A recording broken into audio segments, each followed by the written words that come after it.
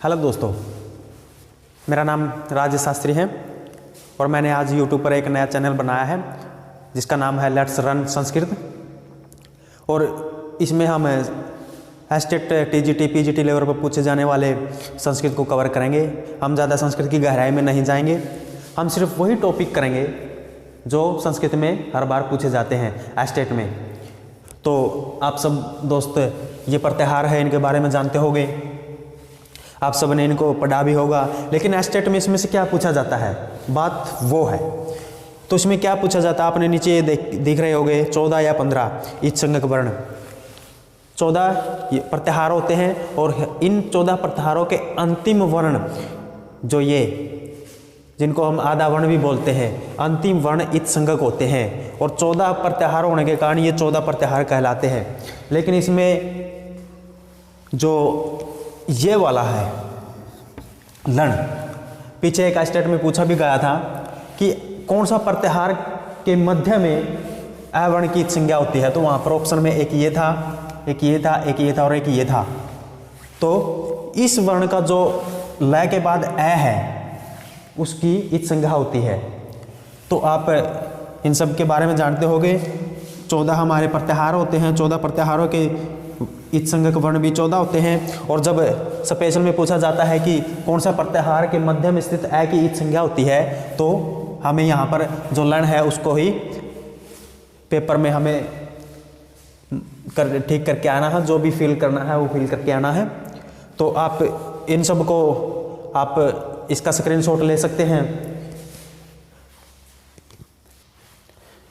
आपने इन सब का स्क्रीनशॉट ले लिया होगा। इसमें सिर्फ हमें यही बात याद रखनी है कि लण के मध्य में जो अ है उसकी भी इत संज्ञा होती है।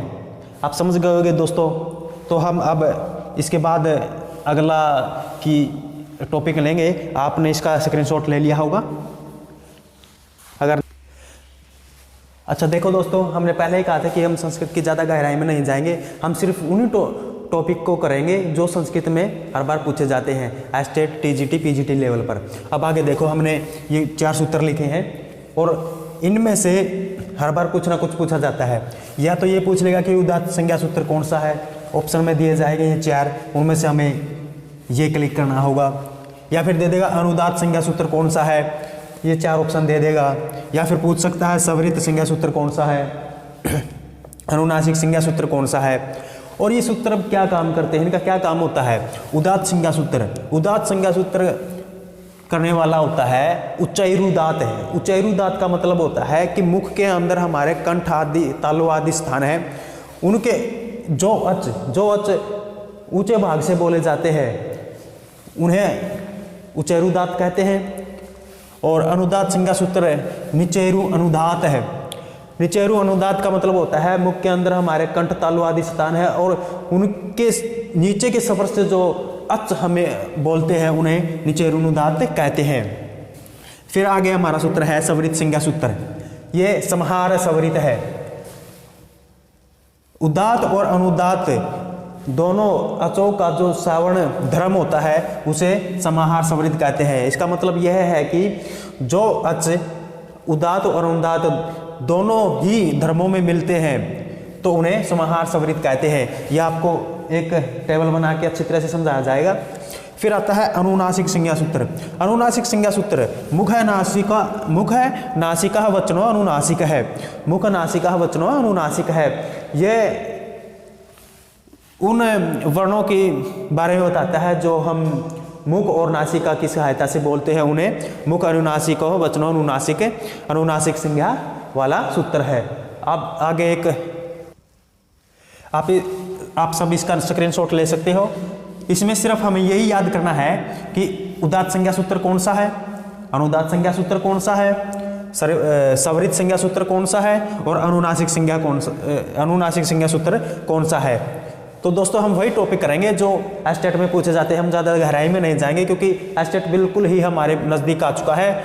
और मैं आपसे प्रॉमिस करता हूँ कि आपका जो संस्कृत में हर बार एस्टेट में टीजीटी पीजीटी लेवल पर पूछा जाता है वो आपको कवर करवाया जाएगा। तो अगर आपने स्क्रीनशॉट ले लिया हो तो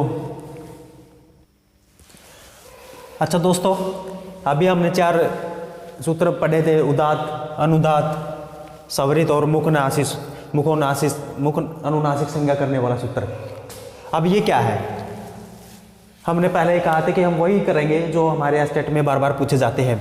ये ए ई उ री ऐसाम वर्णानाम प्रत्येकमष्टादश भेदा, ये है कि हमारे स्टेट में पूछा जाता है कि ए के कितने भेद होते हैं, ए कितने प्रकार का होता है। तो हमें बताना होगा, ऑप्शन में वहाँ 16, 17, 15, 14 कुछ भी दिया होता है, तो हम वहाँ पर 18 दिया पाएगा कि ए के कितने भेद होते हैं, ए के 18 भेद होते हैं। ठीक है, ऐसे ही ई के पूछ लेगा, ई के कितने भेद होते हैं, ई के भी 18 भेद होते हैं। फिर पूछ लेगा ऊ के कितने भेद होते हैं, ऊ के भी हमारे 18 ही भेद हैं। पूछ सकता है री के कितने भेद है, तो री के भी 18 ही भेद होते हैं। और ये तो पूछा भी जाता है, ये तो कई बार पूछ लिया है स्टेट में, मैंने बहुत से स्टेट के पेपर देखे हैं।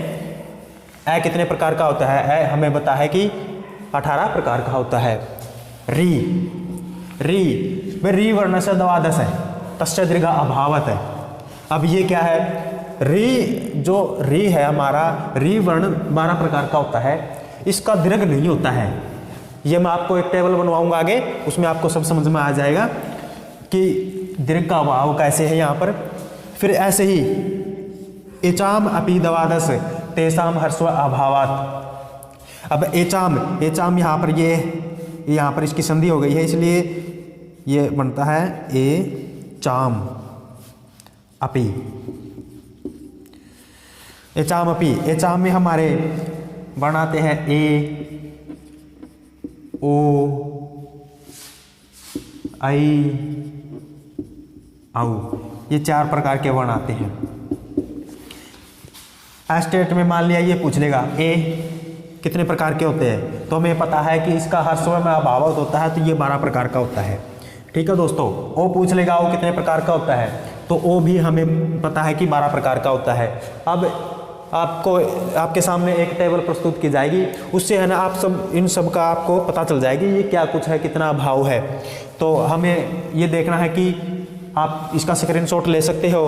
इसमें हम सिर्फ यही पूछेगा कि ए के कितने प्रकार होते हैं, तो हमें पता है कि ए के 18 भेद होते हैं, री के कितने होते हैं, री के 12 भेद होते हैं। इसी प्रकार एचाम, ए, ओ, आई, औ के भी हमारे 12 भेद होते हैं। तो आप